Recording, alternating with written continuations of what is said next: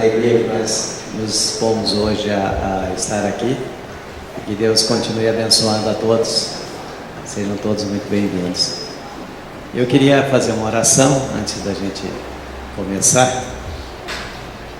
Senhor Deus e Pai, nós te agradecemos por este momento, te agradecemos pela tua graça, pelo teu cuidado sobre nós, ó Pai.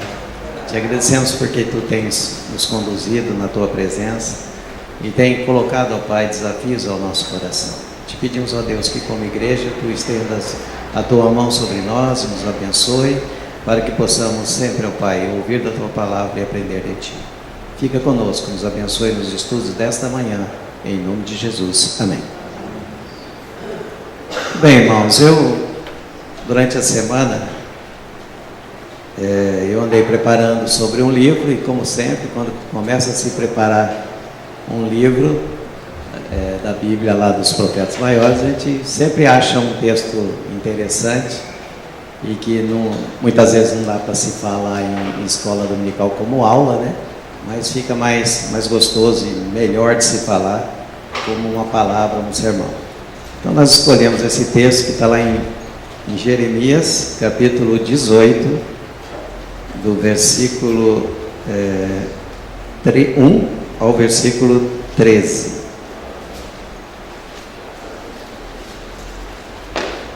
Jeremias 18, de 1 a 13. Mesmo assentados, mas com toda a reverência aí, a leitura da palavra do Senhor. Vamos ler. Palavra do Senhor que veio a Jeremias dizendo: Dispõe-te e desce à casa do oleiro, e lá ouvirás as minhas palavras. Desci à casa do oleiro, e eis que ele estava entregue à sua obra sobre as rodas. Como o vaso que o oleiro fazia de barro se lhe estragou na mão, tornou a fazer ele outro vaso, segundo bem lhe pareceu. Então veio a minha palavra do Senhor: Não poderei eu fazer de vós como fez este oleiro, ó casa de Israel? Diz o Senhor: Eis que, como barro na mão do oleiro, assim sois vós na minha mão, ó casa de Israel. No momento em que eu falar acerca de uma nação ou de um reino, para o arrancar, derribar e destruir, se a tal nação se converter da maldade contra a qual lhe falei, também eu me arrependerei do mal que pensava fazer. E no momento em que eu falar acerca de uma nação ou de um reino, para o edificar e plantar, se ele fizer o que é mal perante mim, e não der ouvidos à minha voz, então me arrependerei do bem que houvera dito que faria. Ora, pois, fala agora aos homens de Judá e aos moradores de Jerusalém, dizendo: Assim diz o Senhor: Eis que estou forjando mal e formo um plano contra vós outros. Convertei-vos, pois, agora, cada um do seu mau proceder, e emendai os caminhos e as vossas ações. Mas eles dizem: Não há esperança, porque andaremos consoante os nossos próprios projetos, e cada um fará segundo a dureza do seu coração maligno. Portanto, assim diz o Senhor: Perguntai agora entre os gentios sobre quem ouviu tal coisa sobremaneira horrenda cometeu a Virgem de Israel. Bom, irmãos, durante a semana nós estávamos pensando um pouquinho sobre o que o pastor falou no domingo, e o pastor falou uma coisa que me chamou muita atenção e que muitas vezes nós não percebemos o quanto nós estamos distantes disso. Ele falou uma coisa sobre parceria. Ele falou de sermos parceiros de Deus, de fazer uma parceria com Deus. E ele puxou um outro enfoque totalmente diferente do que nós estamos puxando e estamos tentando levar nesta manhã. Mas a ideia de parceria, principalmente para quem já tentou abrir uma empresa, já tentou ter um parceiro, ou o próprio serviço, ou para ministrar alguma coisa de aula, alguma coisa parecida, a gente sabe que uma das coisas que nunca dá certo, ou que sempre gera conflito, vamos chamar assim, quando a gente fala em parceria, é da gente tentar mensurar ou tentar admitir o quanto vale o que o parceiro está fazendo. Isso é uma coisa muito complicada quando a gente fala de parceria. Quando se junta duas pessoas das mesmas profissões e eles tentam ser parceiros como empresa, isso é uma das coisas mais difíceis de chegar a um acordo. Né? De chegar a um acordo. De dividir o serviço, de dividir a tarefa, de quem faz o quê. Esse serviço eu acho que eu tenho mais condições de fazer, o outro acho que ele não tem. Enfim, a valorização pessoal que a pessoa coloca nessa parceria. Isso é uma das coisas que geralmente gera conflito dentro de uma parceria. E é muito comum nós vermos isso. Quando a gente também pensa em parceria, na própria igreja, vamos montar um grupo assim assado,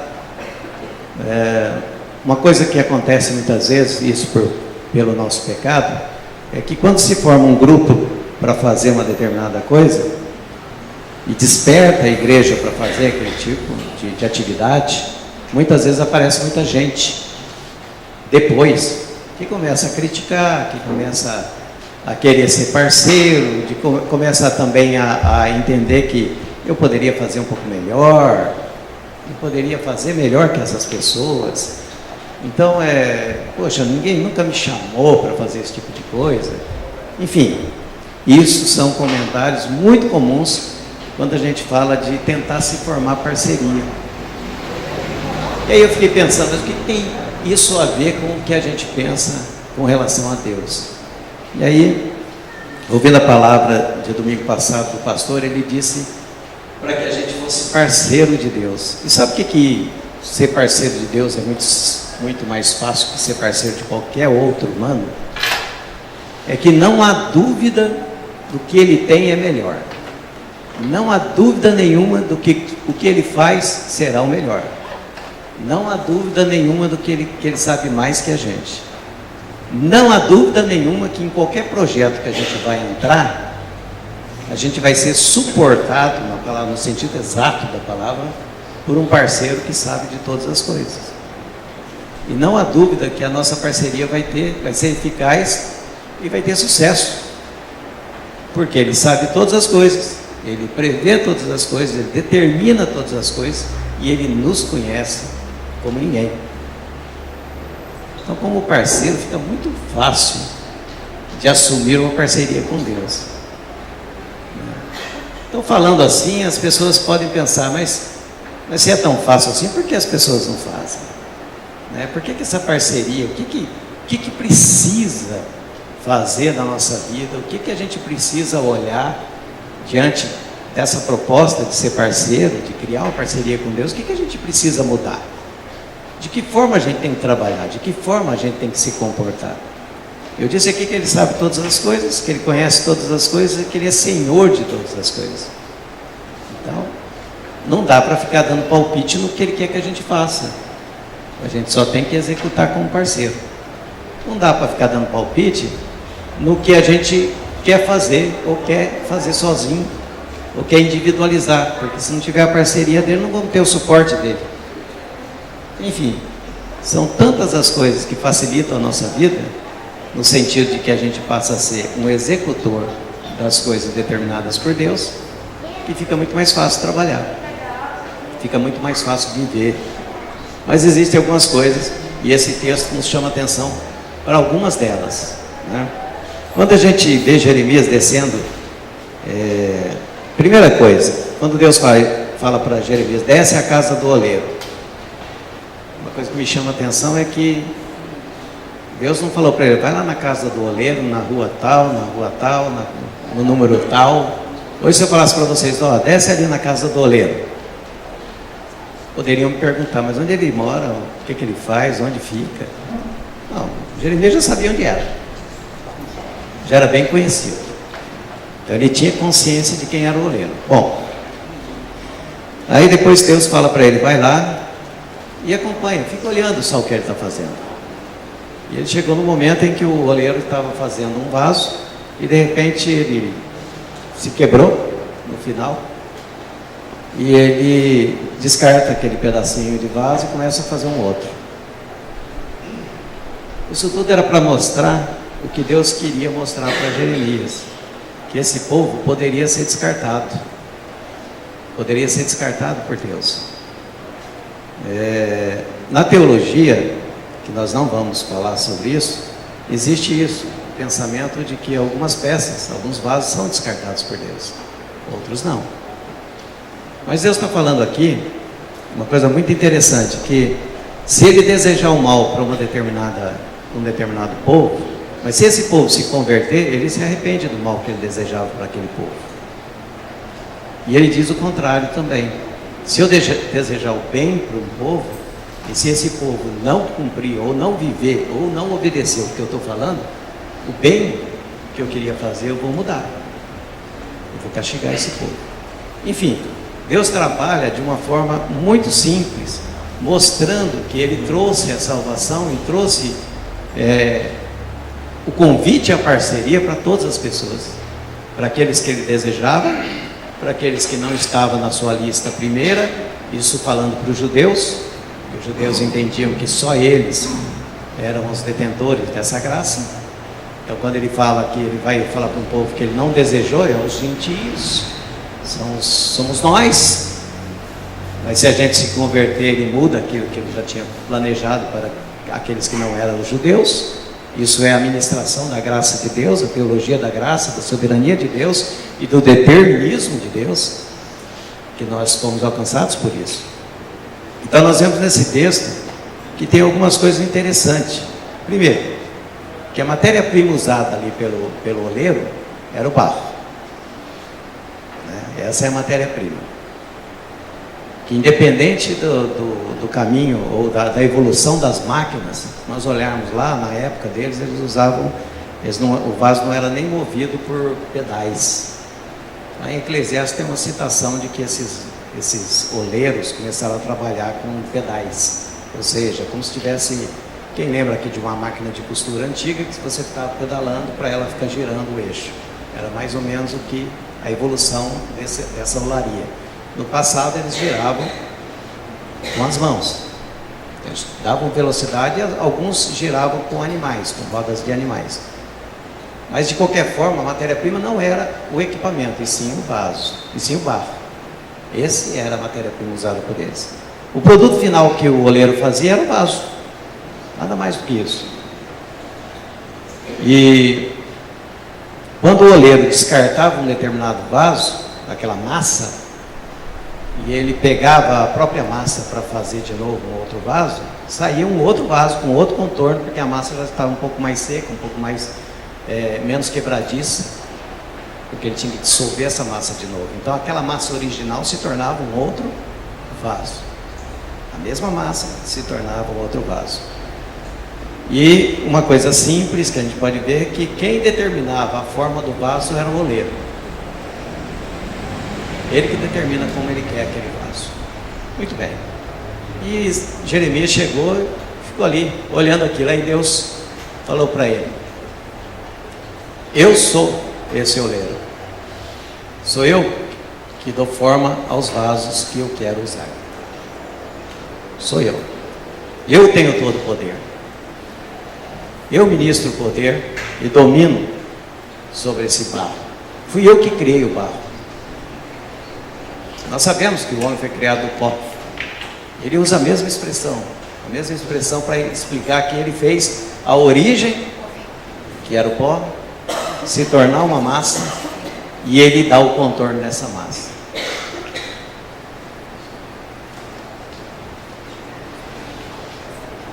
E mais uma coisa que Deus fala, que a massa que ele utiliza para fazer o vaso é uma massa única, ele tirou de uma vez só. Ele tirou de uma vez só.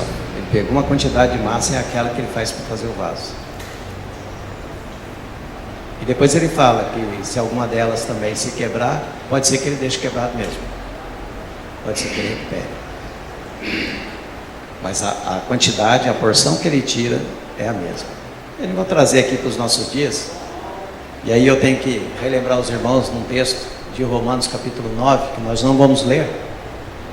Mas Romanos capítulo 9, do versículo, eu anotei aqui, do versículo 19 em diante, até o versículo 24, Paulo fala sobre o vaso na mão do oleiro. Então ele está linkando o Velho Testamento com o Novo. O que Paulo diz aí? Paulo diz nesse texto que todos os homens são vasos moldados por Deus. Todos os homens são vasos. Mas ele diz duas coisas importantes aí. Que tem o vaso para a honra e tem o vaso para a desonra. Os irmãos lembram desse texto de Romanos?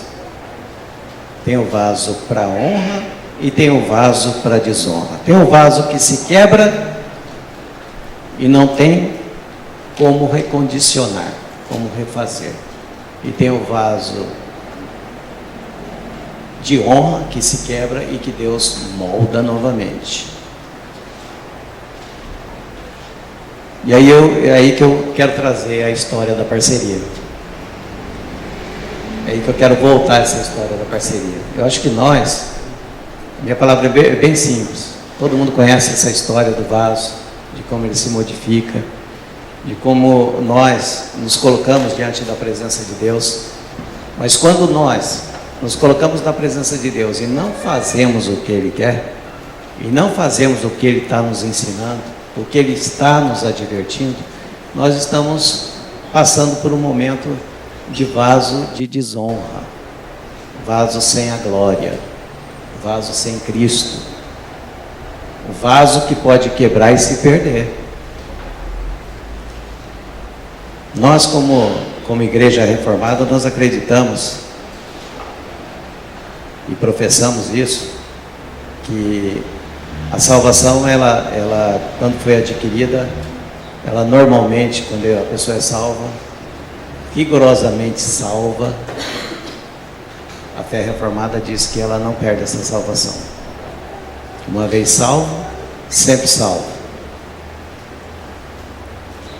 Mas o barro, ele pode passar por algumas turbulências, ele pode se quebrar de vez em quando, ele pode trincar de vez em quando e ter que refazer.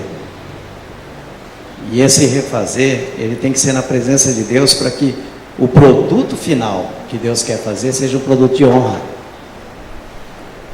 Independente de estarmos discutindo salvação ou não, o que eu quero dizer é o seguinte, que pelos exemplos que nós vemos na nossa vida, nós não precisamos passar por muitos deles. Nós não precisamos deixar o nosso vaso trincar. Nós não precisamos, quando nós caminhamos longe de Deus, nós estamos permitindo que as coisas vão criando problema na nossa formação. E nós vamos passar por problemas que, por certo, seríamos poupados se acreditássemos mais na palavra de Deus. Então, muitas das coisas que são nos permitidas hoje, essas trincas na nossa formação, no nosso produto final, elas são decorrentes disso. Elas são decorrentes disso. Do momento em que nós não atentamos para essa parceria ou para essa proximidade de Deus. Do momento que nós não acreditamos que Deus é suficientemente capaz de nos dar honra ou desonra. Porque quando nós nos afastamos de Deus, nós estamos deixando de crer nisso. Nós estamos deixando isso como uma decisão posterior.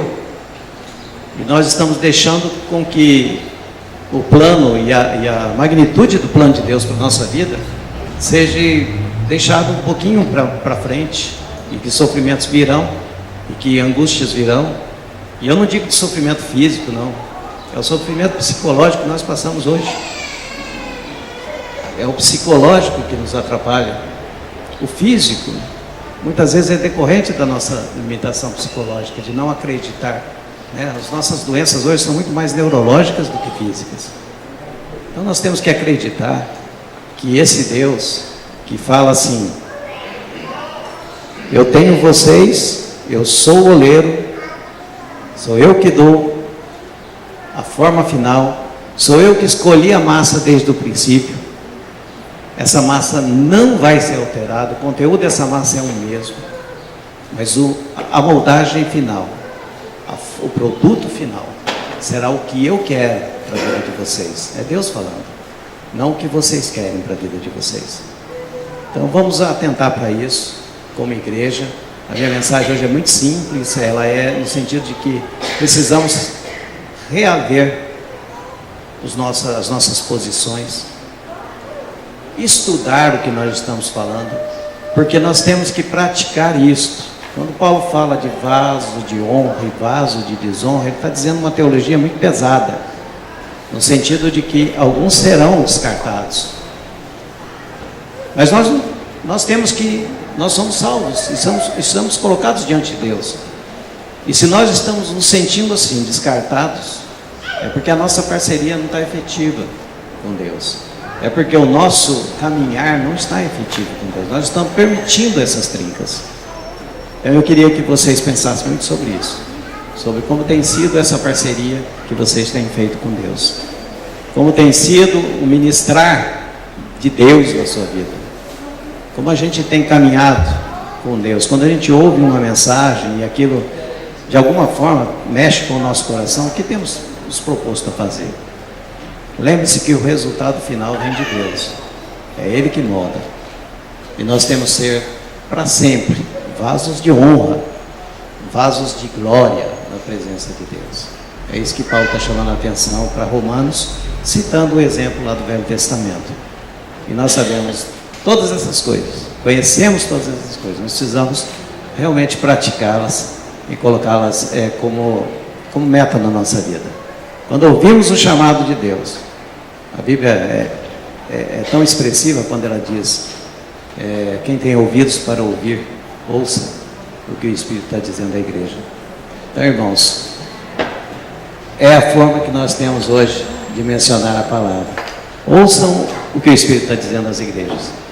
Retornem a parceria com Deus. Como eu disse no início aqui, quem não estava, a parceria com Deus nos deixa bem tranquilo, porque nós vamos arrumar um parceiro que ele nos suporta em tudo, em todas as especificações, em todas as áreas que nós somos fracos, e nós não vamos ter dificuldade nenhuma de aceitar que Ele é quem nos suporta e Ele é quem pode prover todas as coisas da nossa vida. Guardem isso, que Deus os abençoe nessa manhã e que a palavra de Deus fique aí mexendo com vocês e vocês sejam sempre vasos de honra na presença do Senhor. Amém?